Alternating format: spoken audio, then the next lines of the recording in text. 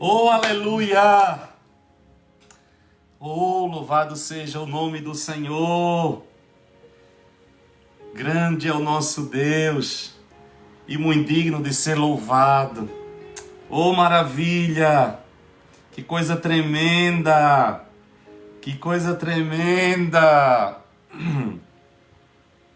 Shalom, meus amados. Shalom a todos. Shabbat Shalom. Shabbat Shalom. Sejam todos bem-vindos. Que surpresa, não? Ah, Ju, que surpresa. Surpresa boa. Surpresa maravilhosa. Glória a Deus. Vá chegando, tomando seu lugar. Oh, compartilhando. Não deixe de compartilhar. Não pode deixar de compartilhar, viu? Não deixe de compartilhar. Eu estou compartilhando aqui em todas as minhas redes e grupos e tudo mais. Não deixe de fazer também o mesmo para que o maior número de pessoas possa mergulhar nesta presença do Senhor. E com certeza Deus continuará fazendo, né? Porque Ele já está fazendo. Glórias a Deus, glórias ao Senhor, glórias ao Senhor. Sejam todos bem-vindos, sejam todos bem-vindos. Que coisa gloriosa. Hoje é um dia de muita alegria para nós, né? Um dia de muita alegria para a nossa comunidade, para Fire and Glory, porque hoje nós temos duas pessoas muito queridas que estão completando anos, né? E nós nos alegramos porque o Senhor tem acrescentado a cada dia no nosso meio homens e mulheres de um nível, de um quilate, de um valor que é indescritível, né? E hoje eu quero louvar a Deus, juntamente com toda a igreja, pela vida preciosa do pastor Luiz, pela vida preciosa do pastor Alisson, que estão fazendo aniversário hoje, e dizer o quanto nós somos abençoados pela vida de vocês, dizer o quanto nós somos enriquecidos com os dons e talentos que o Senhor colocou nas mãos de vocês e que vocês de maneira graciosa têm dividido conosco na nossa vida, na nossa caminhada, no nosso dia a dia. Que o Senhor neste dia abra os céus sobre a vida do Alisson, do Luiz e derrame chuvas de bênção em todas as áreas, que todas as áreas da vida de vocês sejam alcançadas pela bondade, pela misericórdia, pela fidelidade do Senhor, que o Senhor os supra em todas as esferas, em todas as áreas, que este novo ano que está se iniciando na vida de vocês hoje, seja um ano de grandes conquistas, de grandes realizações, em nome de Jesus, que o Senhor derrame ricas e copiosas bênçãos sobre cada um de vocês. Pai, nós como igreja queremos nesta hora abençoar o Alisson, a dizer, ó Deus, o quanto nós somos gratos a Ti pela vida dele e declarar sobre ele, ó Deus, bênçãos, salvação em todas as áreas, no espírito, na alma e no corpo, prosperidade, saúde, vigor, avanço ministerial, em nome do Senhor Jesus. Colocamos também a vida do Luiz diante de Ti, Senhor. Louvamos-Te por esta vida tão preciosa, por este fiel escudeiro que desde as primeiras horas neste ministério tem estado lado a lado, revelando um coração fiel, ensinável, tratável. Pai, que sobre o Luiz venha vida, salvação no espírito, na alma e no corpo, que venha saúde, que venha prosperidade, que venha avanço ministerial. Nós os abençoamos nesta hora, Pai. Nós declaramos sobre eles, ó Pai, bênçãos multiplicadas, em nome de Jesus, em nome de Jesus, em nome de Jesus. E a igreja diz amém, amém e amém. Oh, maravilha! Neste dia, né? 21 de novembro. Os melhores, não sei porquê, nascem no mês de novembro, né? 21 de novembro de 2020, neste tempo da graça do Senhor, em que nós estamos vivendo debaixo da proteção sobrenatural do nosso Deus. Nós louvamos a Deus por estas vidas tão preciosas e que nos enriquece, nos acrescentam, né? Eu gosto muito de uma canção nordestina que diz: toda pessoa sempre é as marcas das lições diárias de outras tantas pessoas. Nós somos o resultado das pessoas que compartilham na nossa vida. Relacionamento. O grande segredo da vida é relacionamento. Relacionamento com Deus, relacionamento com os nossos irmãos. Quanto mais saudáveis forem os nossos relacionamentos, mais abençoada será a nossa vida. Mais leve será o nosso caminhar, mais leve será o nosso fardo. E, graças a Deus, o Senhor tem nos cercado de pessoas espetaculares e que tem sido assim de uma riqueza extraordinária dentro desse ministério. E nós temos tido a oportunidade de nos relacionar com homens e mulheres cujo coração estão nas mãos do Senhor. Longe de sermos perfeitos, longe de termos alcançado. Não, mas uma coisa nós fazendo: esquecemos as coisas que para trás ficam e prosseguimos. Mas uma das grandes virtudes também, uma das grandes maravilhas, é que estamos distante daquilo que o Senhor tem para nós, como plenitude, mas temos consciência disso. E porque temos consciência de que estamos muito longe de chegar lá, somos misericordiosos com o outro irmão, aquele que está ao nosso lado, que embora as suas deficiências e debilidades sejam diferentes das nossas, equiparadas são quando colocadas diante do Senhor. A mesma graça que nos sustenta, sustenta a todos.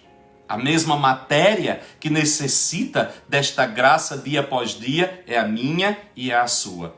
Eu digo que verdadeiramente a Igreja de Jesus Cristo é um grande hospital. O médico de hoje é o paciente de amanhã. E o paciente de hoje é o médico de amanhã. Nada é permanente. Não se assuste se você chegar hoje no hospital e for atendido por um médico e amanhã você chegar no mesmo hospital e descobrir que o médico divide quarto com você como paciente. Como pode? Mas ele é um médico. Pois é. Estamos todos no mesmo mar. Podemos estar em barcos diferentes, mas estamos todos no mesmo mar. Sofremos as consequências das mesmas tempestades e desfrutamos as mesmas bonanças. E temos como alvo o mesmo porto, Deus.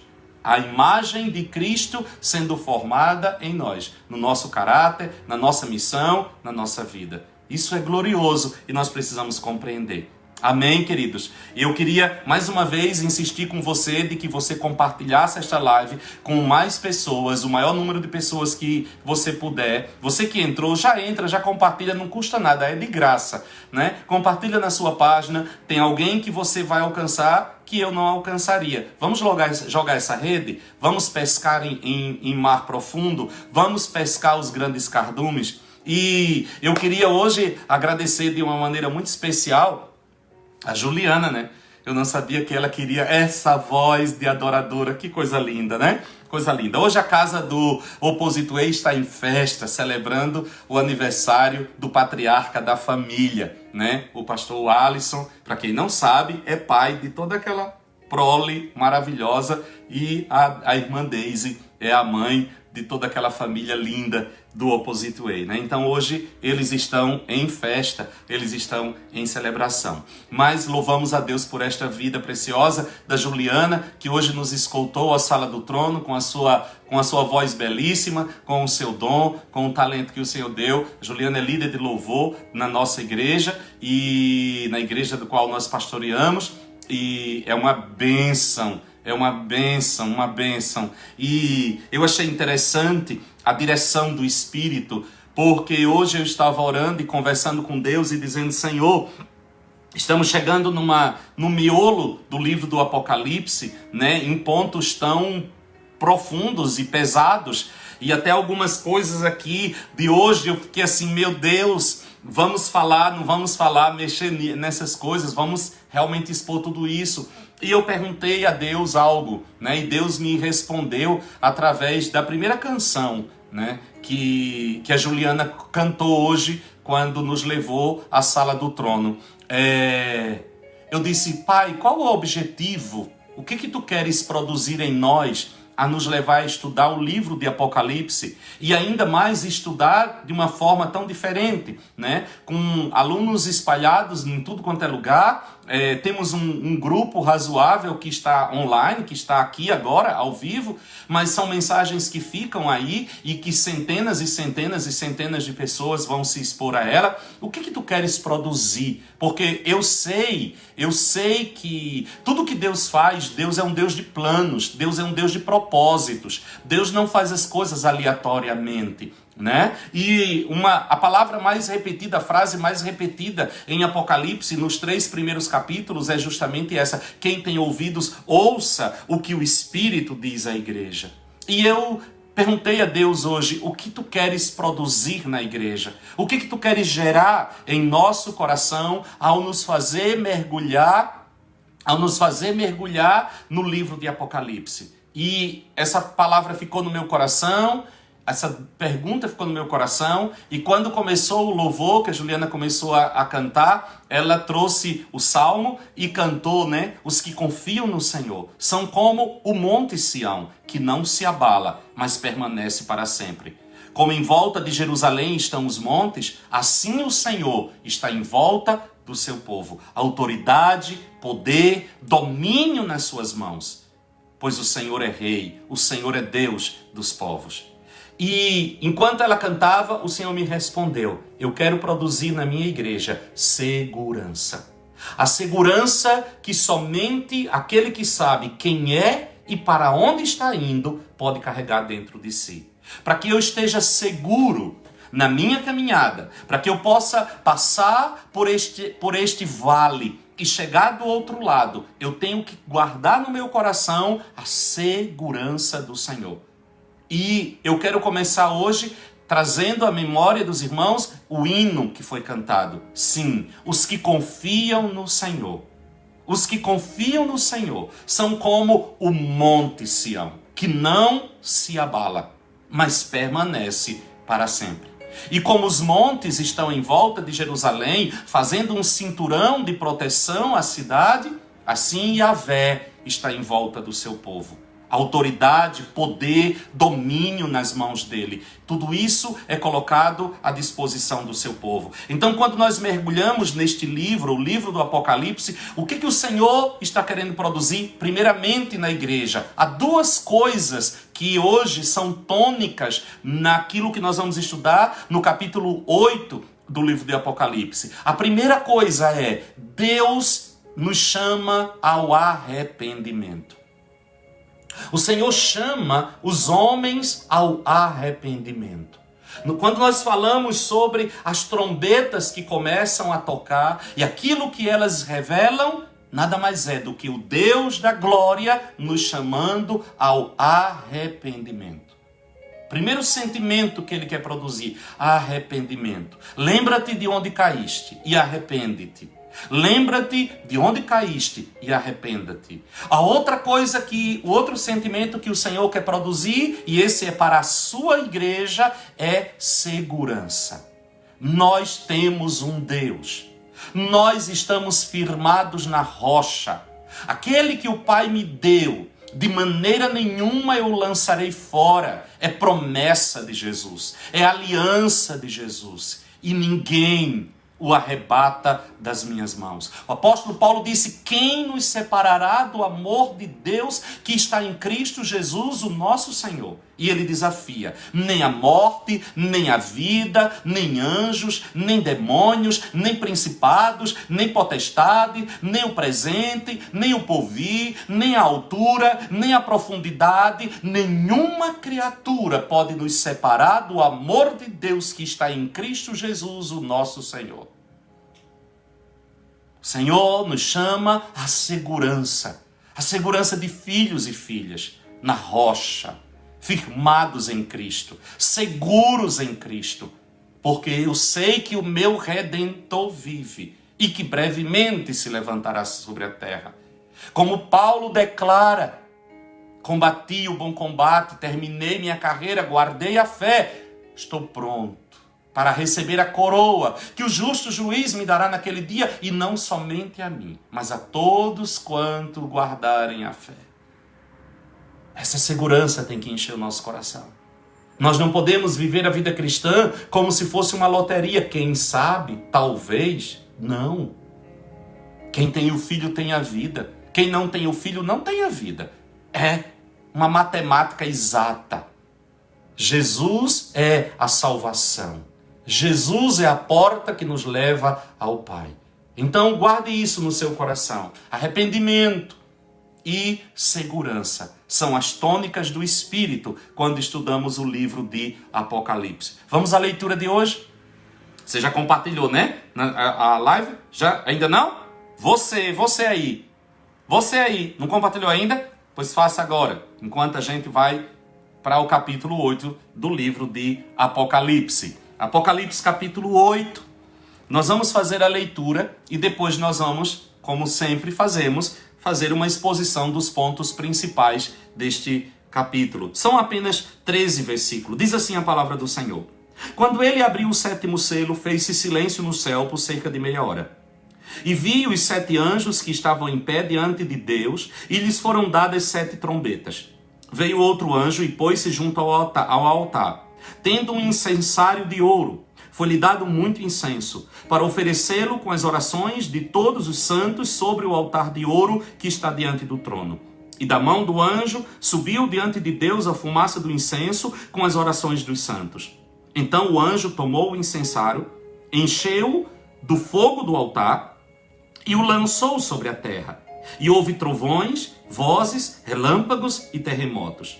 Então os 7 anjos que tinham as 7 trombetas prepararam-se para tocar. O primeiro anjo tocou a sua trombeta e houve saraiva e fogo misturado com sangue, que foram lançados na terra. Foi queimada a terça parte da terra, a terça parte das árvores e toda a erva verde. O segundo anjo tocou a trombeta e foi lançado no mar, como que um grande monte ardendo em fogo, e tornou-se em sangue a terça parte do mar. E morreu a terça parte das criaturas viventes que haviam no mar, e foi destruída a terça parte dos navios. O terceiro anjo tocou a sua trombeta, e caiu do céu uma grande estrela, ardendo como uma tocha, e caiu sobre a terça parte dos rios e sobre as fontes das águas. O nome da estrela era Absinto. A terça parte das águas tornou-se em absinto, e muitos homens morreram das águas, que se tornaram amargas.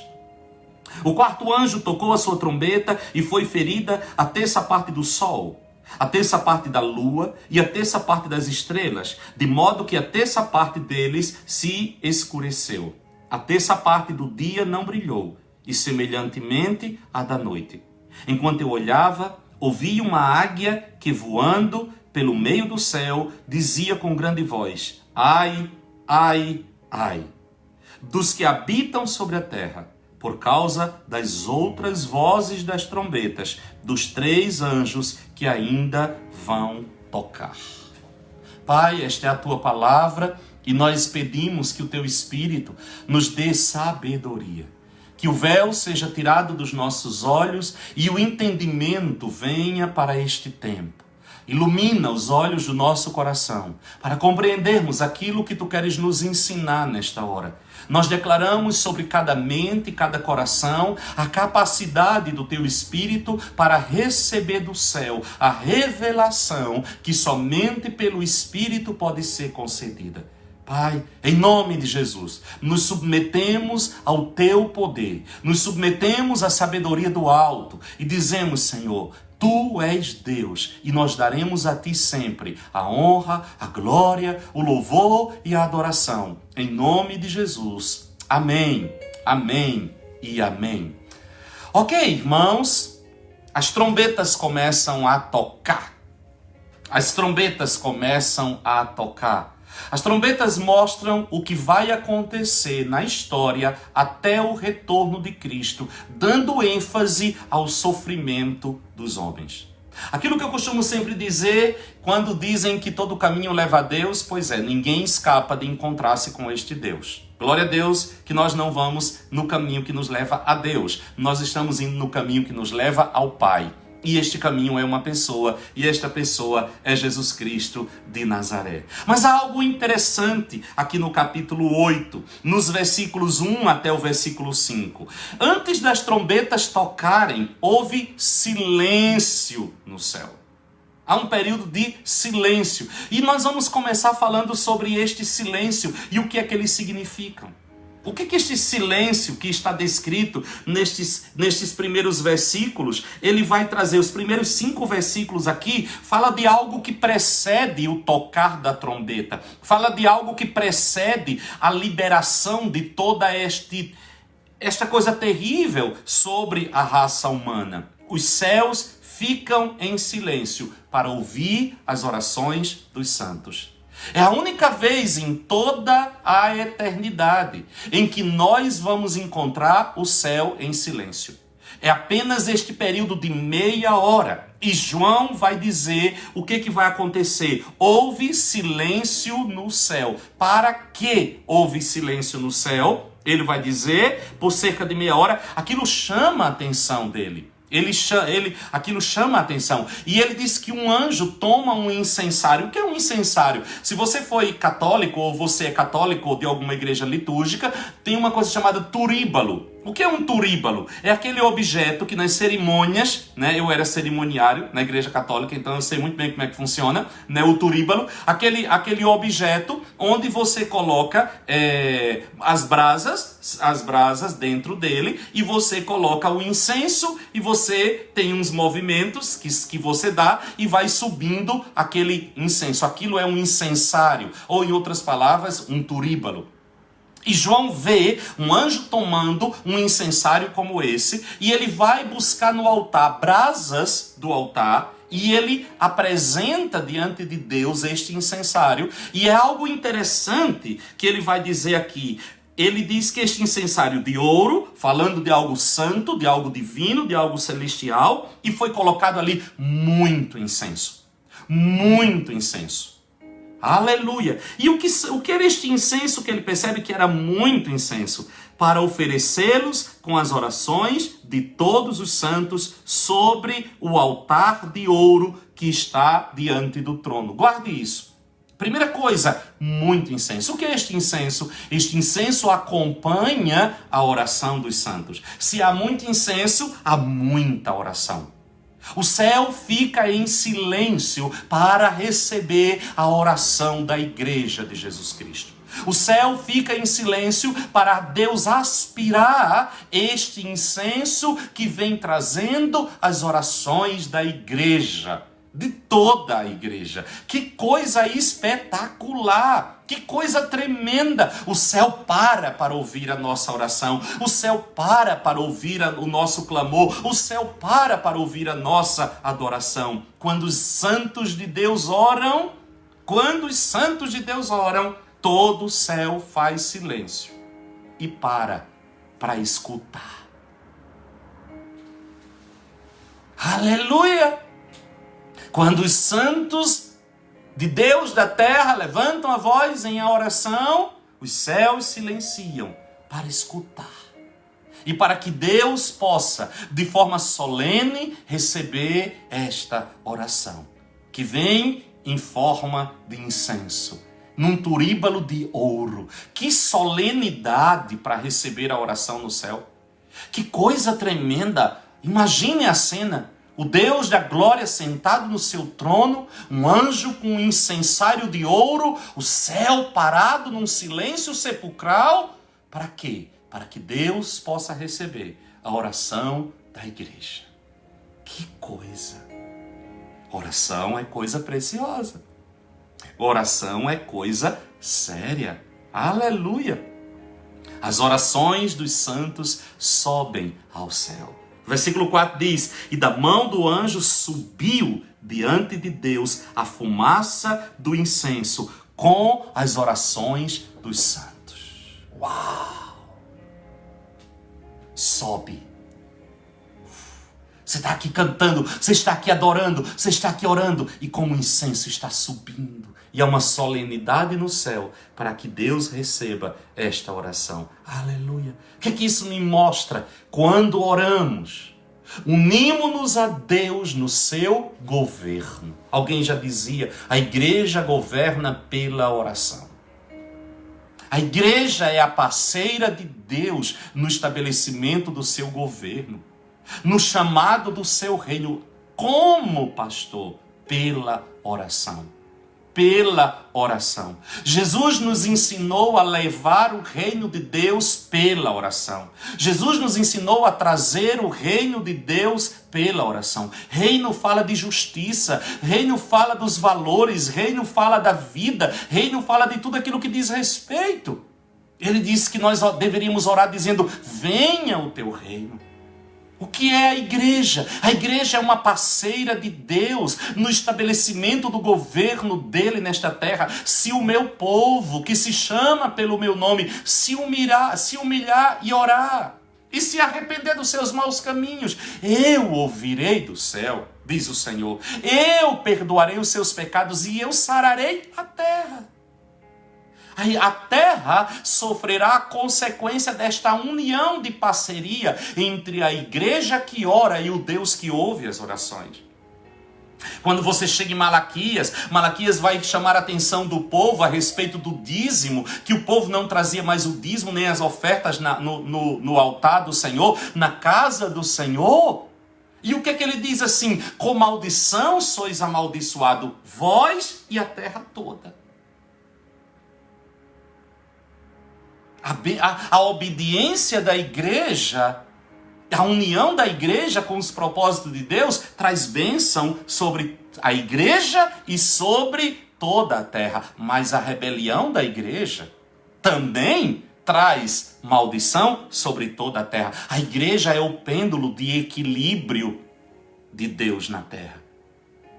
A igreja está ali no ponto de equilíbrio. No ponto de equilíbrio. Nunca vou me esquecer um dia em que eu estava orando e o Espírito Santo me mostrou uma balança, aquelas balanças antigas que tinham duas conchas e um pêndulo no meio. E eu disse, Senhor, o que é isso? E aquilo me chamava atenção para aquele pêndulo. E o Senhor me disse, este pêndulo é a minha igreja. A igreja é o fator de equilíbrio entre o mundo espiritual e o mundo físico.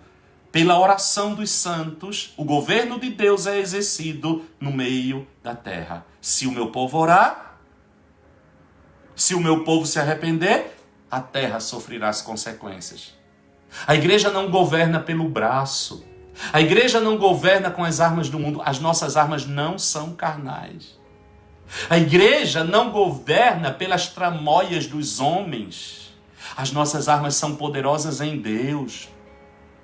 As nossas armas destroem fortalezas. As nossas armas mudam as coisas. O coração do rei está nas mãos de Yahvé e ele inclina para onde quer. E quem vai fazer a mão de Deus inclinar o coração do rei? A igreja. Por tramóias com o rei? Não. Por conchavos com o rei? Não. Pela oração e pelo jejum. O que vai fazer Deus se mover sobre a terra? A oração da sua igreja, o clamor da igreja, o arrependimento da igreja. A igreja não pode jamais sair da sua posição e entrar na posição dos homens naturais. Nós não somos naturais. Nós estamos no mundo, mas nós não somos do mundo. As nossas milícias, as nossas armas também não são daqui. Nós operamos num outro reino. Nós agimos em um outro reino. E aqui eu entendo, quando nós oramos, nós estamos nos unindo a Deus para estabelecer o seu governo. As orações dos santos. Tem uma outra coisa. Olha a oração como é séria. A oração da igreja. As orações dos santos provocam o justo juízo de Deus sobre a terra. Vou dizer outra vez. A oração da igreja provoca os justos juízos de Deus sobre a terra. Olha o que é que vai me dizer o versículo 5. O mesmo incensário que leva as orações diante de Deus derrama juízo sobre a terra. Olha o que diz o versículo 5. Então o anjo tomou o incensário. Que incensário? O mesmo incensário que ele acaba de apresentar às orações dos santos diante de Deus. Antes dele lançar o juízo sobre a terra, a oração é apresentada a Deus. A oração dos santos precede todas as coisas. A oração dos santos chega primeiro. Olha o que ele vai dizer. Então o anjo tomou o incensário, encheu do fogo do altar e lançou sobre a terra. Qual incensário? O incensário que recolhe as orações dos santos. O mesmo incensário que toma as orações dos santos e leva diante do trono de Deus é o mesmo incensário que toma agora as brasas vivas. Uau! Toma agora fogo do altar e lança sobre a terra. O mundo que perseguiu o povo de Deus agora recebe o juízo dele. Não é isso? O mundo que perseguiu a igreja agora receberá o juízo de Deus sobre a igreja. Por quê, pastor? Porque quem persegue o povo de Deus persegue a Deus.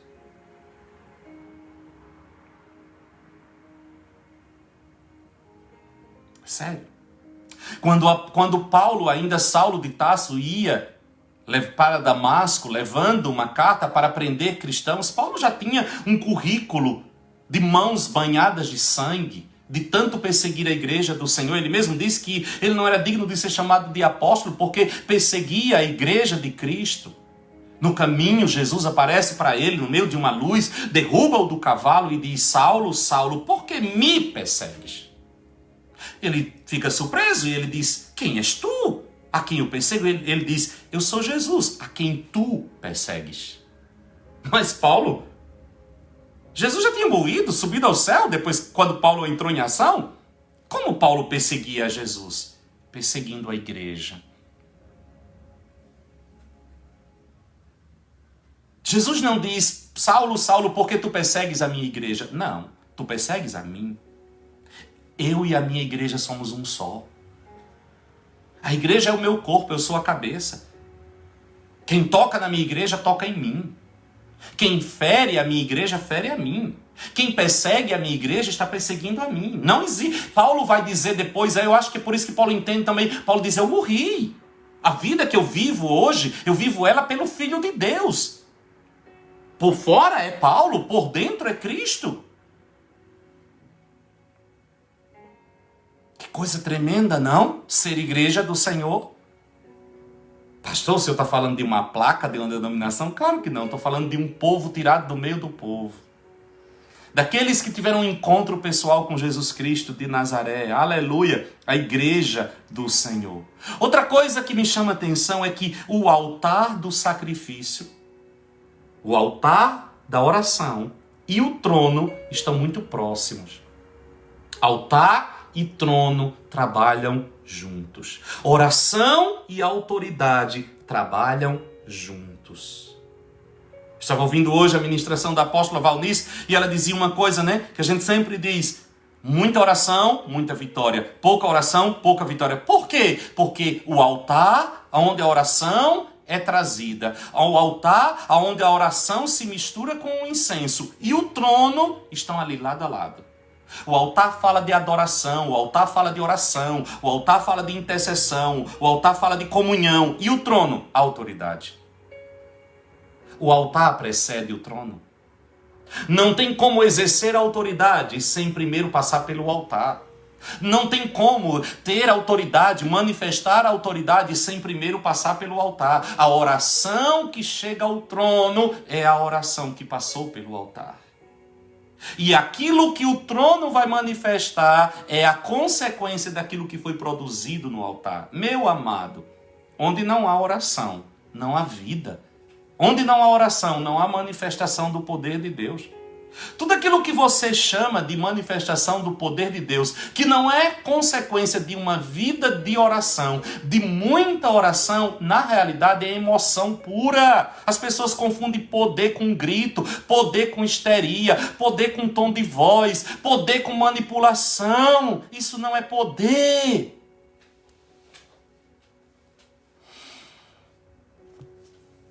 Não confunda personalidade, histeria coletiva com poder.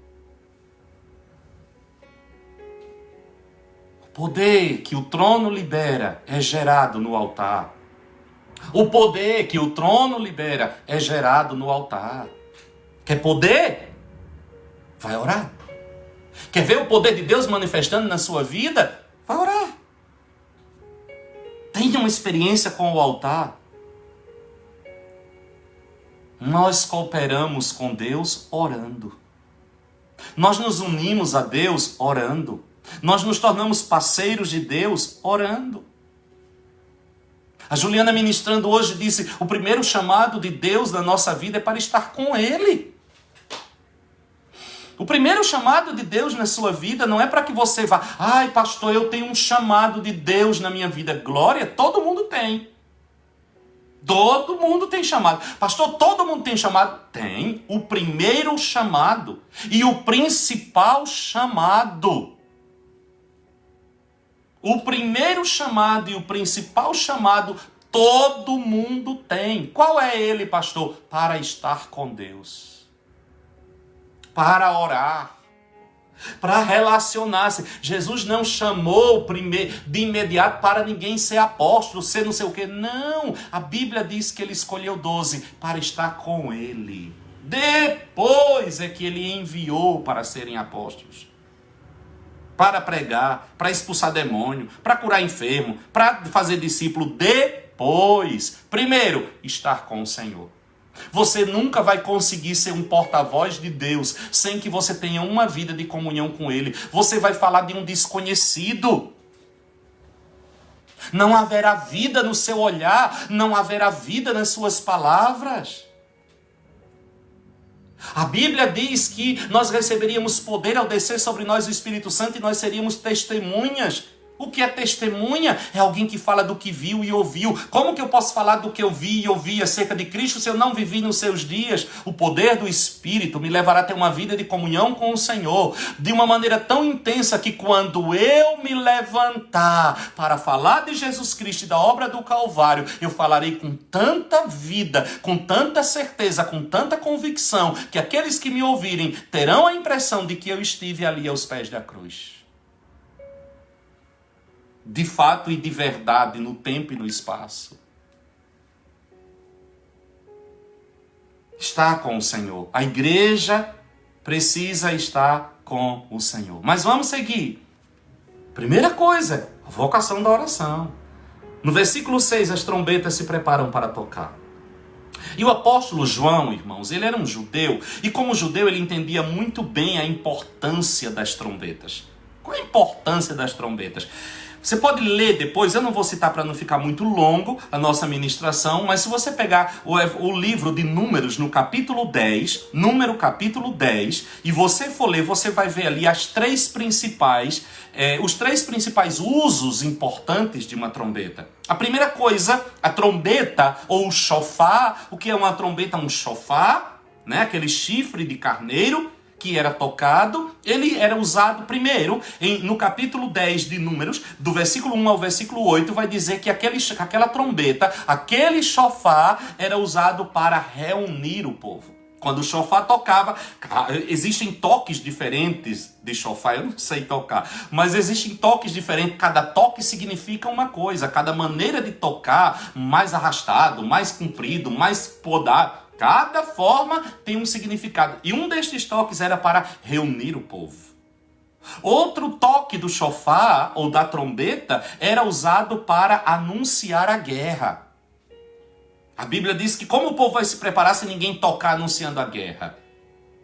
Outro toque do shofar, que está no versículo 10 do capítulo 10 de Números, diz que ele era tocado para anunciar um tempo especial. São toques, como eu disse, diferentes. E o povo sabia, pelo tipo de toque, o que estava acontecendo. Mas eu quero ir para um texto que está em 1 Tessalonicenses capítulo 4. O mais especial de todos os toques de shofar. 1 Tessalonicenses capítulo 4, no versículo 13, diz assim: Não quero, porém, irmãos, que sejais ignorantes acerca dos que já dormem, para que não vos entristeçais como os demais que não têm esperança. E continua, versículo 14. Cremos que Jesus morreu e ressurgiu, assim também cremos que aos que dormem em Jesus, Deus os tornará a trazer com ele. Dizemos-vos isto pela palavra do Senhor, que nós os que ficarmos vivos para a vinda do Senhor, não precederemos os que dormem. Pois o mesmo Senhor, olha aqui, que coisa tremenda. O mesmo Senhor descerá do céu com grande brado, a voz do arcanjo, ao som da trombeta de Deus. Uau! Ao som da trombeta de Deus. E os que morreram em Cristo ressurgirão primeiro. Depois nós nos encontraremos com ele nos ares. Jesus virá ao som do toque da trombeta. Ao som do toque do chofar. Então o chofar ou a trombeta era muito familiar para João, né? Quando João se depara com aquela cena do céu, ele sabia a importância e o significado que tudo aquilo trazia. E a importância e o significado do toque do chofar. Aleluia! As trombetas aqui, no caso de Apocalipse 8, volte lá para Apocalipse 8, as trombetas são divididas em dois grupos: catástrofes naturais e sofrimentos aos homens. Certo? Catástrofes naturais e sofrimento aos homens. As 4 primeiras trombetas, as 4 primeiras, falam de catástrofes naturais que atingem a terra, o mar, os rios e os astros. As 3 últimas falam de sofrimentos impostos aos homens. São chamados os ais. Estas são as piores. Por quê? Porque as primeiras 4 trombetas, elas vêm acompanhadas de misericórdia. É o chamado ao arrependimento. Não é um juízo total. Mas as últimas trombetas, é as chamadas os ais, aí já não tem mais misericórdia. Aí é juízo total. Ai daqueles. Ai de quem chegar neste ponto. Aí a coisa ficou pesada. As trombetas têm o propósito de advertir os homens e chamá-los ao arrependimento. Aquilo que eu falei no início. O que é que o Senhor está fazendo? Por que Deus permite isso? Por que Deus está fazendo isso? Chamando os homens ao arrependimento. E há uma coisa muito interessante. É que as trombetas, elas são semelhantes às pragas enviadas ao Egito. Nós podemos fazer uma relação entre Êxodo e Apocalipse. Até nas figuras, né? Jesus é o nosso libertador, como Moisés é o libertador da igreja. Como Moisés era o libertador do povo hebreu. Jesus é o nosso libertador. Satanás é uma figura. É figurado no faraó. Né? O mar, aquilo que nos separa, e por aí vai. A vara que abre o mar para que o povo passe é um símbolo da cruz de Cristo, que através dela o mar se abriu e nós atravessamos, saímos do reino das trevas e fomos levados para o reino do Filho do seu amor. A primeira trombeta está no versículo 7. Primeira trombeta, diz assim a palavra: o primeiro anjo tocou a sua trombeta e houve saraiva e fogo misturado com sangue, que foram lançados na terra. Foi queimada a terça parte da terra, a terça parte das árvores e toda a erva verde. Toda a erva verde. Eu não vou fazer a leitura de todas as relações, mas só neste caso, vamos lá para Êxodo capítulo 9, só para você ter uma noção. Êxodo capítulo 9, versículo 23. Êxodo capítulo 9, versículo 23. Estendeu Moisés a sua vara para o céu, o Senhor deu trovões e saraiva, e fogo desceu à terra. Assim fez o Senhor chover saraiva sobre a terra do Egito. Você percebe que há uma relação entre os dois acontecimentos?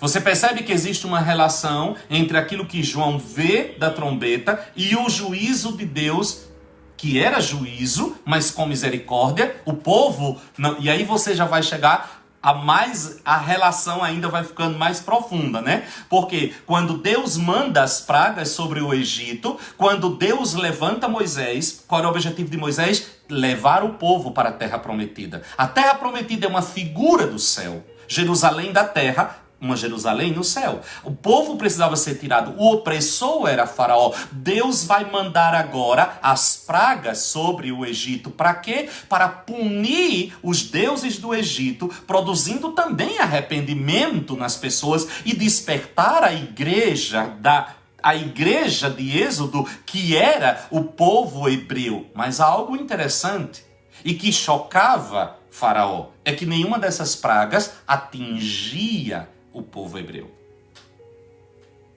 Para cada uma das trombetas há uma relação com as pragas do Egito. Mas não posso deixar de dar a notícia melhor de todas. A igreja é protegida. A igreja. Por quê? Por que a igreja não sofre esta pena? Porque o castigo que nos traz a paz estava sobre ele. A parte da nossa punição, Jesus já sofreu no nosso lugar. Ele pagou o preço no nosso lugar. Aleluia! Versículo 8 e versículo 9 de Apocalipse 8 vai falar da segunda trombeta. Né? A primeira fala de chuva, de pedra, de fogo, catástrofes. A segunda trombeta, no versículo 8 e versículo 9, fala de calamidades marítimas. Versículo 8 e versículo 9, né? Tocou a trombeta e foi lançado ao mar com um grande monte ardendo em fogo e tornou-se em sangue a terça parte do mar. Quando você vai para Êxodo capítulo 7, versículos 20 e 21, há um juízo semelhante quando as águas também do Nilo se transformam em sangue e todos os peixes, todos os seres vivos do Nilo morrem. As relações entre os dois acontecimentos, né? Fala de calamidades marítimas, desastres marítimos, coisas... Agora, você vai prestar uma atenção numa coisa. Durante todo o tempo, você vai vendo a expressão a terça parte morreu, a terça parte morreu. O que isso significa? Não é um juízo total. Não é um juízo total, não é uma destruição total. A misericórdia está presente. Porque o objetivo não é destruir, o objetivo é chamar a atenção do povo para o arrependimento. O objetivo é produzir arrependimento, conversão. É o chacoalhar de Deus, sabe? Para ver se o povo acorda. No versículos 10 e versículo 11, a terceira trombeta é tocada e a água doce é transformada em amargosa. O contrário do que aconteceu em Mara, quando a água amarga é transformada em água doce. Olha a relação. Os juízos, a mão de Deus. No versículo 11 vai falar isso que eu já disse. Muitos homens morrem, mas nem todos. Versículo 11. O nome da estrela era absinto. A terça parte das águas tornou-se em absinto. E muitos homens morreram das águas que se tornaram amargas. O oposto de Mara, que as águas eram amargas e se tornaram em águas doces. Muitos homens morreram, mas nem todos. Não é todos, porque ainda estamos debaixo de uma dose de misericórdia do Senhor. Não é o juízo final. No versículo 12 nós vamos ter a quarta trombeta. Versículo 12. A quarta trombeta. O quarto anjo tocou a sua trombeta e foi ferida a terça parte do sol, a terça parte da lua, a terça parte das estrelas, de modo que a terça parte deles se escureceu. Ou seja, Deus vai usar os astros para admoestar aqueles que não o servem. Irmãos, percebam a mão do Senhor chacoalhando a criação, chacoalhando o mar, chacoalhando os astros. Para quê? Para despertar os homens ao arrependimento. É por isso que o tempo inteiro você vai ver a terça parte, uma porção. Mas não tudo, porque o objetivo é produzir arrependimento. O objetivo é levar os homens à conversão e não destruição. Não é o juízo final, não é o acabar de todas as coisas. É um chamar de atenção. Mas quando chega no versículo 13, há algo interessante. No versículo 13. Porque a partir do capítulo 9, na próxima semana nós vamos estudar o capítulo 9, nós vamos ver a quinta trombeta, a sexta trombeta, a coisa vai começar a apertar. Quando chega no versículo 13, nós vamos ver uma figura interessante. Enquanto eu olhava, ouvi uma águia que, voando pelo meio do céu, dizia com grande voz: ai, ai, ai, dos que habitam sobre a terra, por causa das outras vozes das trombetas dos 3 anjos que ainda vão tocar. Como eu falei, as 4 primeiras trombetas, nós vamos encontrar Deus chacoalhando a terra, gerando arrependimento, chamando o povo ao arrependimento, a uma dose grande de misericórdia do Senhor. No meio de todas as catástrofes, há uma dose grande de misericórdia do Senhor. Muita gente morrendo, muita coisa sendo destruída, muita coisa sendo abalada. Você tem dúvida de que nós estamos vivendo no meio de tudo isso? Você tem dúvida de que nós estamos dentro desse cenário? Você tem dúvida de que Deus está chacoalhando a terra para chamar os homens ao arrependimento? Você tem dúvida? Você tem dúvida de que nem a igreja está percebendo isso com clareza?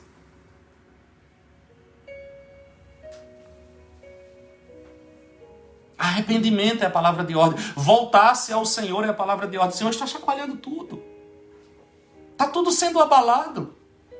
Morrendo todo mundo? Não, mas nunca se falou de tanta morte.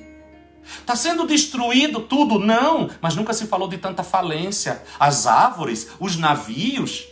Era a visão que João tinha naquela época. Se João hoje fosse receber a revelação do Apocalipse e fosse traduzir aquilo que ele estava vendo, ele ia falar o quê? A terça parte das empresas faliram. A terça parte das companhias foram à falência. A terça parte dos homens ficaram desempregados. O contexto é outro. Quando você recebe uma revelação do céu, você traduz aquilo de acordo com aquilo que está à tua volta. Você não tem como, João não tinha como falar de empresas, companhias, tantos por cento, internet. Não! Ele vai falar de acordo com aquilo, traduzir em palavras inteligíveis para o povo da sua época, de acordo com aquela realidade que ele está inserido pelo seu vocabulário.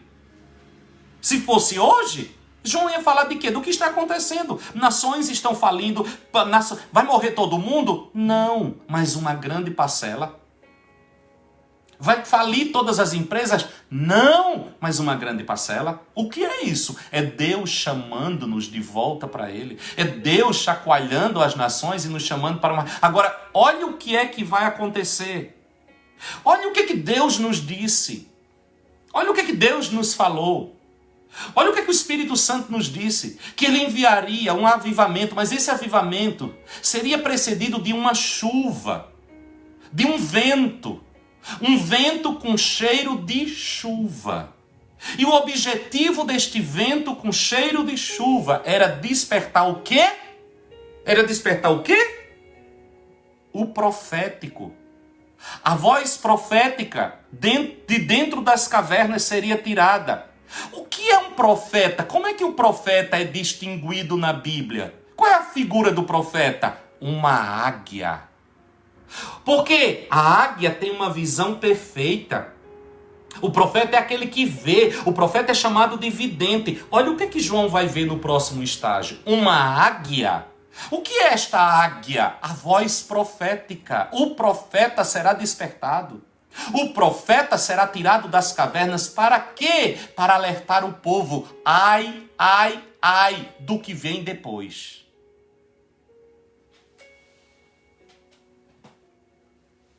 O próximo é o quê? Deus despertará os seus profetas no meio da igreja para advertir o que vem depois. Não se iluda. Não se iluda. Esta águia, predizendo calamidades mais terríveis que virão como resultado das últimas trombetas. O que é esta águia? Não é um pássaro não, filho. A águia é um símbolo da unção profética. A águia é um símbolo do profético.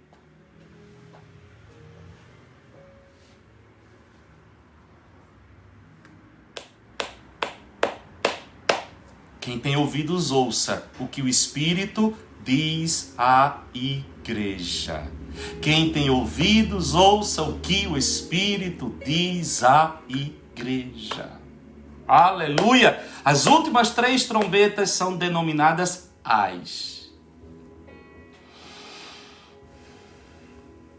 Porque não haverá misericórdia. É juízo. É juízo. Assim como o povo de Israel. Aí vem a notícia boa. Assim como o povo de Israel foi poupado das pragas do Egito, a igreja será poupada das pragas decorrentes das trombetas. Oh, maravilha! Porque nós estamos aqui, as trombetas estão soando, as pragas estão vindo, Deus está dando livramento ao seu povo, Deus está cuidando do seu povo. E quando a misericórdia cessar, a igreja não estará aqui mais para participar deste sofrimento sem misericórdia. E aí eu creio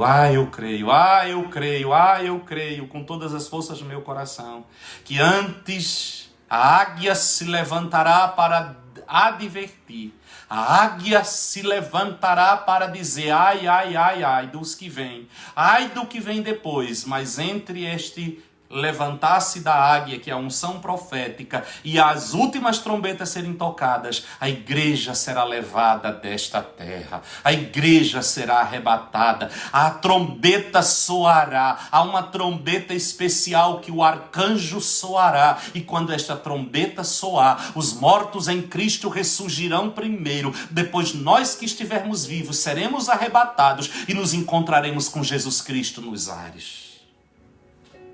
Ele nos livrará da ira que virá sobre a terra. Porque Ele não nos destinou para a ira. Porque não sofreremos sobre nós esta condenação. Porque o castigo que nos traz a paz já estava sobre Ele. A punição que virá sobre a terra, Deus fez cair sobre Jesus no nosso lugar. Ele pagou o preço da nossa redenção.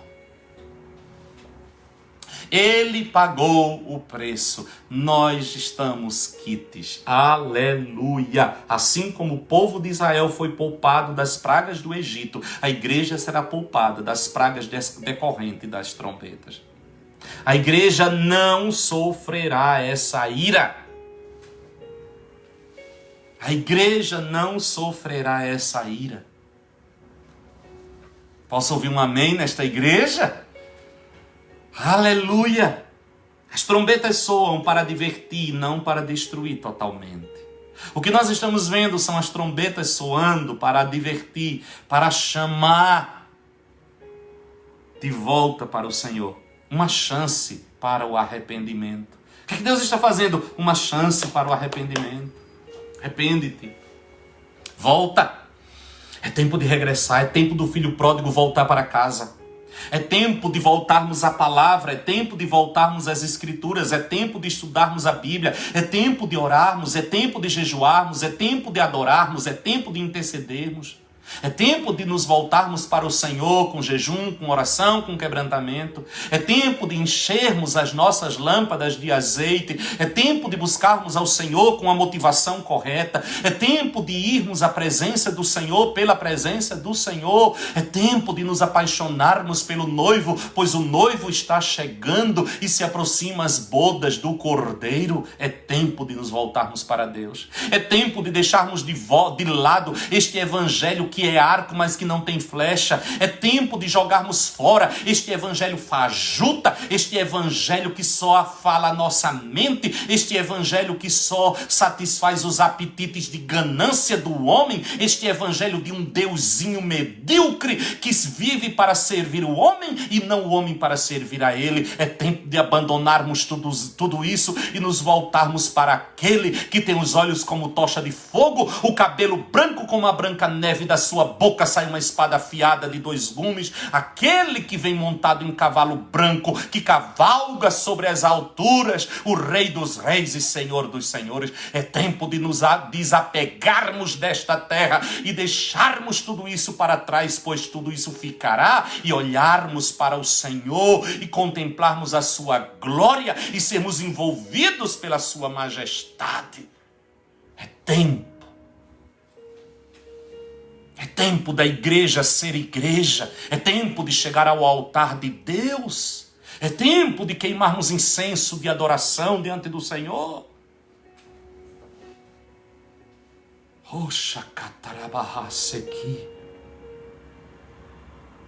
Os selos mostram a igreja clamando por justiça. As trombetas mostram a misericórdia sendo oferecida a um mundo perdido. Não é na tua ira, lembra-te da tua misericórdia. Mesmo quando ele manifesta a sua ira, a misericórdia está presente, a misericórdia está em ação. Este é o nosso Deus. Este é o nosso Deus. Oh, louvado seja o seu nome. Nunca poderemos dizer que Deus não nos deu uma oportunidade de nos arrepender. Nunca poderemos dizer que o juízo de Deus veio, mas Ele não nos deu uma chance. Nunca poderemos dizer, pois mesmo na manifestação da sua ira, Ele nos chama ao arrependimento. Ele nos chama ao arrependimento. A olharmos para Ele, a olharmos para o Senhor. Ele nos chama a voltar. Ele nos chama a tomar o caminho de volta. Ele estende a sua mão de amor, de graça, de bondade, e diz: filho, dá-me o teu coração. Dá-me o teu coração. Porque dele procede as veredas da tua vida. Volta. O Senhor te chama. O Senhor me chama. O Senhor chama cada homem, cada mulher, cada jovem, cada criança a tomar um caminho de volta a Ele, por causa dEle. O Senhor chama a sua igreja. O Senhor chama a sua noiva a restaurar a sua identidade de companheira, de parceira, aquela que está unida ao Senhor no objetivo de gerar os propósitos dEle. O Senhor chama a igreja para ser igreja. O Senhor chama a igreja para ser noiva. O Senhor chama a igreja para ser adoradora, para ser intercessora. O Senhor chama a igreja para cumprir o seu papel profético e sair deste evangelho que Deus vomita, que não é evangelho, que fala apenas a ganância humana, que fala apenas aos interesses dos homens, dos ajuntamentos que não tem Deus como centro, não tem Jesus como centro, mas tem os nossos desejos, os nossos apetites. Deste evangelho que o homem é o centro, que os seus interesses é o centro, que os seus objetivos gananciosos são o centro. Desta autoridade que não vem do trono, mas dos conchavos humanos. De uma igreja que não governa pela oração, mas pelas manipulações, pelos acordos, muitas vezes sórdidos, mesquinhos, corruptos. O Senhor nos chama a nos libertar deste evangelho que não deveria sequer ter sobre ele o nome evangelho. De pastores que roubam em nome de Deus, que são corruptos, que fazem negócios escusos para terem proveitos financeiros, ou que muitas vezes usam o ministério simplesmente para inflar o seu ego, para produzir fama, se tornar ídolo, ter curtidas na internet, virar rico, ficar famoso. O Senhor nos chama a nos libertar disso e voltarmos ao evangelho da cruz, onde Cristo é o centro, onde a adoração é o motivo do nosso ajuntamento, onde a palavra de Deus é o que nos atrai, onde nós consideramos todas as coisas perdas por amor a Cristo. O Senhor está nos chamando Primeiro pela igreja. Toda obra de Deus começa pela sua casa. O primeiro chamado é para a igreja. Para quê? O capítulo 8 começa chamando a igreja para a sua vocação de igreja que ora. A importância da oração da igreja. A importância da adoração da igreja. A importância de mandarmos incenso para o céu. A importância de termos um encontro com o altar de Deus. A importância de nós enchermos o incensário com as nossas orações. A importância de nós nos segurarmos nos pés do altar do Senhor. O primeiro chamado é para mim. O primeiro chamado é para você, meu irmão, que carrega o nome de crente, de cristão, de discípulo de Cristo, para resgatar a nossa identidade, para resgatar quem nós somos, a simplicidade e a pureza do Evangelho poderoso. É tempo de dobrarmos os joelhos, é tempo de lançarmos mão das armas que o Senhor nos deu, que não são carnais, mas são poderosas em Deus. É tempo de nos revestirmos com toda a armadura de Deus. É tempo de buscarmos ao Senhor. É tempo de entrarmos no templo e adorarmos ao Senhor. É tempo de compormos a canção do profeta, mesmo que a vide não floresça, mesmo que não haja fruto na oliveira, mesmo que o rebanho do curral minta. Estas coisas não são o motivo da minha adoração. Nem só de pão vive o homem. Se este pão toma o meu coração, se torna o centro, que ele continue sendo pedra. É tempo de nós nos voltarmos para o Senhor, com toda a simplicidade que o Evangelho nos chama, e dizer: eu quero chegar aos teus altares. Como diz o salmista, o pardal encontrou casa, a andorinha ninho para si e para a sua prole. Eu encontrei teus altares, Rei meu e Deus meu. Eu encontrei teus altares. Altar é lugar de entrega. Altar é lugar de renúncia.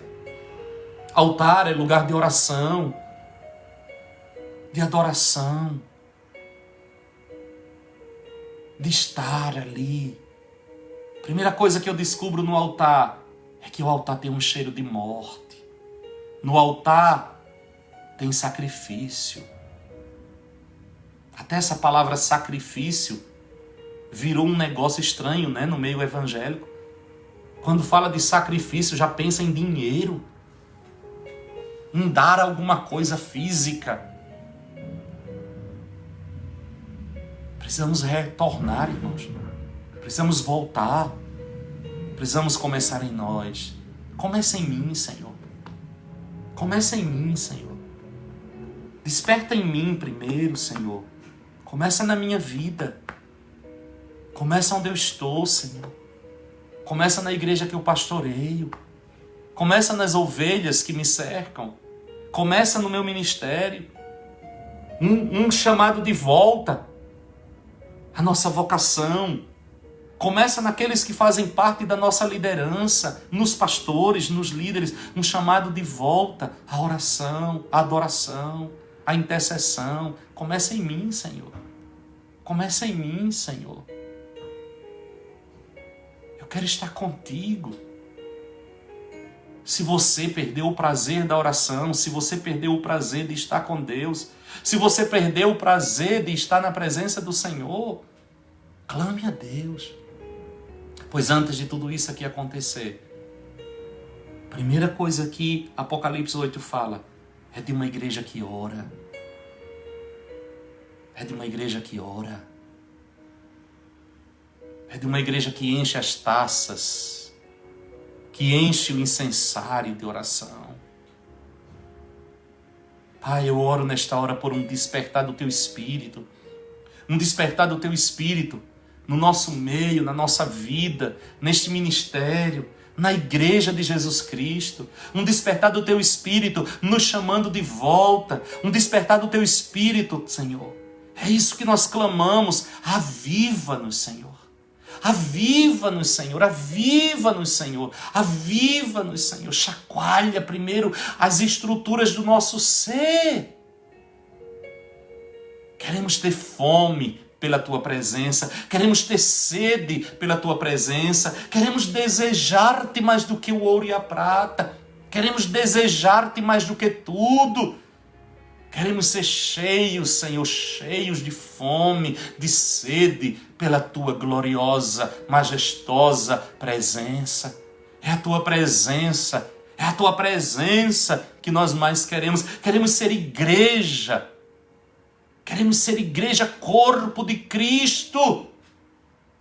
Este é o nosso clamor, e que nesta noite o Teu Espírito use esta palavra para trazer um despertar na minha vida, um despertar na vida de cada um que se expuser a esta palavra, um despertar para compreender que há livramento para uma igreja que ora, para uma igreja que adora, para uma igreja que está aos pés do altar, para uma igreja que sabe quem é. Há livramento, há proteção, há cuidados do céu. Faz isso em nós, Senhor, para a glória do Teu nome, em nome de Jesus, em nome de Jesus. Amém, amém, amém, queridos, amém, aleluia. A palavra do Senhor diz em Malaquias capítulo 3, no versículo 10, trazei todos os dízimos à casa do tesouro, para que haja mantimento na minha casa, e depois fazei prova de mim, diz o Senhor dos Exércitos. Se eu não vos abrir as janelas do céu, e derramar sobre vós uma bênção tal, que dela vos advenha maior abastança. Repreenderei o devorador, para que não vos consuma o fruto da terra, a vossa vida no campo não será estéril, diz o Senhor. Então todas as nações vos chamarão bem-aventurados, porque vós sereis uma terra deleitosa. Que coisa tremenda, como nós falamos, a obediência da igreja traz bênção sobre a nação onde ela está. A obediência da igreja não traz apenas bênção sobre a igreja, mas traz bênção sobre a nação onde ela está. Pois a igreja é um pêndulo de equilíbrio entre o mundo espiritual e o mundo físico. E aqui o Senhor está dizendo: trazei todos os dízimos à casa do tesouro, para que haja mantimento na minha casa, e vocês serão abençoados. Mas não só vocês e a nação toda. Toda a nação onde vocês estão serão abençoados pela obediência de vocês à minha palavra. É isso que o Senhor está dizendo. Se o meu povo obedecer, a nação será abençoada. Se o meu povo desobedecer, a nação receberá a pena sobre isso. Nós precisamos trazer estas consciências no nosso coração. Nós precisamos compreender quem nós somos. Esta palavra, ela não é para o perdido, para o pecador. O Senhor não quer o teu dinheiro. Ele quer a tua vida. De maneira que eu costumo sempre dizer, se você não nasceu de novo, se você não entregou a sua vida a Jesus Cristo, essa palavra não diz respeito a você. O Senhor não quer, não existe dizimista, ofertante do Senhor, na casa do Senhor, vindo de mãos que não foram banhadas pelo sangue do Senhor. Deus jamais receberá uma oferta que não venha com sangue. E o sangue que acompanha a minha oferta é o sangue de Jesus Cristo que cai sobre a minha vida. Primeiro o sangue, depois a oferta. Então a primeira coisa que o Senhor quer de mim é que o sangue de Jesus esteja lavando-me permanentemente. E se eu tiver marca do sangue, sim, aí esta palavra é para mim. De trazer o meu dízimo, de trazer a minha oferta. Mas antes de você trazer o seu dízimo, trazer a sua oferta, primeiro do que tudo, tenha certeza de que o seu nome está escrito no livro da vida. Caso contrário, aquilo que você está fazendo é dando uma contribuição. Ok, pode até ajudar, e vai ajudar. Mas isso não é oferta. A oferta vem de mãos que estão lavadas no sangue de Jesus Cristo. Dízimo é de mãos que estão lavadas no sangue de Jesus Cristo. Primeiro, isso. E tem mais. Se você vai trazer a sua oferta no altar de Deus, e você se lembra que seu irmão tem alguma coisa contra você, vai primeiro se reconciliar com ele.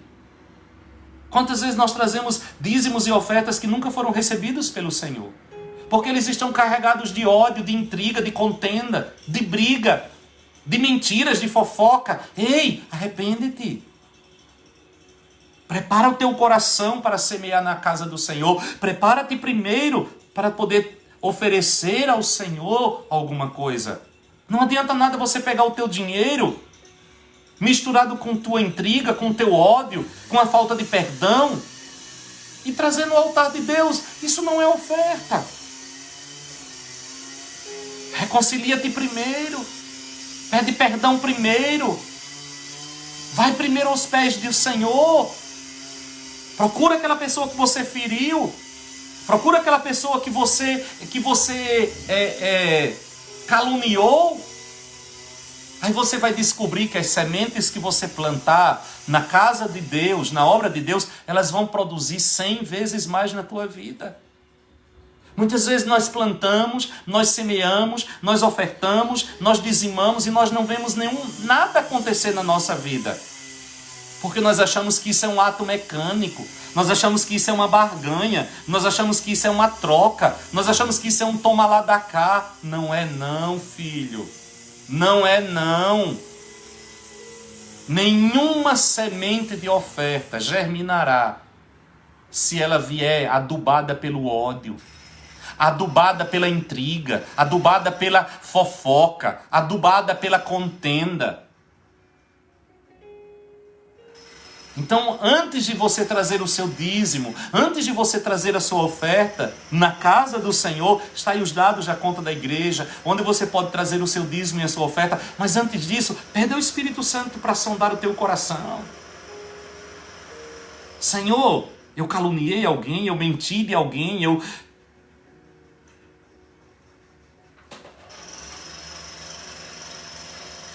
O que eu tenho que endireitar primeiro para poder eu trazer minha oferta na tua casa? Para que seja uma oferta. Para que seja uma oferta. O sangue de Jesus está sobre mim? O sangue de Jesus está me banhando? Minha oferta vem acompanhada deste sangue? Pai, eu oro abençoando cada dízimo e cada oferta que o teu povo traz na tua casa nesta noite. E eu oro, Senhor, antes de tudo, para que cada um busque a tua presença, endireite o seu caminho, endireite as suas veredas, arrependa-se, purifique-se. E aquele que ainda não teve uma experiência de novo nascimento, que antes de qualquer coisa, passe pela cruz, passe pelo sangue. E aí sim, traga o seu dízimo e a sua oferta na tua casa. E que haja prosperidade na vida de cada um. Que haja fartura na mesa de cada um. Que o teu povo tenha para ajudar aqueles que necessitam, Pai. E nós daremos a Ti toda a honra e toda a glória. Em nome de Jesus, Senhor. Amém. Amém. Que Yahvé vos abençoe e vos guarde. Que Yahvé faça resplandecer o seu rosto sobre vós e tenha misericórdia de vós. Que Yahvé sobre vós levante o seu rosto e vos dê shalom. Que a graça salvadora de Jesus o Cristo, o amor de Deus, o nosso eterno e soberano Pai, e a presença bendita do Espírito de Deus esteja convosco, com vossas famílias e com toda a igreja, espalhada na face da terra, hoje e para sempre. Amém, amém e amém. Amém, queridos? Deus abençoe, Deus os guarde, Deus os proteja. E não se esqueça, amanhã o nosso culto é no mesmo horário do culto de hoje. 7 horas aqui na Inglaterra, 4 horas no Brasil, ok? Assim fica muito mais fácil para todo mundo ser de segunda a sexta às 7h30. Sábado e domingo às 7 horas, o nosso encontro na presença do Senhor. Amém? Espero por todos vocês amanhã. Deus te abençoe, Deus te guarde, Deus te proteja. Terem uma noite de sono restaurador e que o Senhor te abençoe em todas as áreas. Em nome de Jesus Cristo. Grande abraço, fiquem com Deus. Shalom, shalom.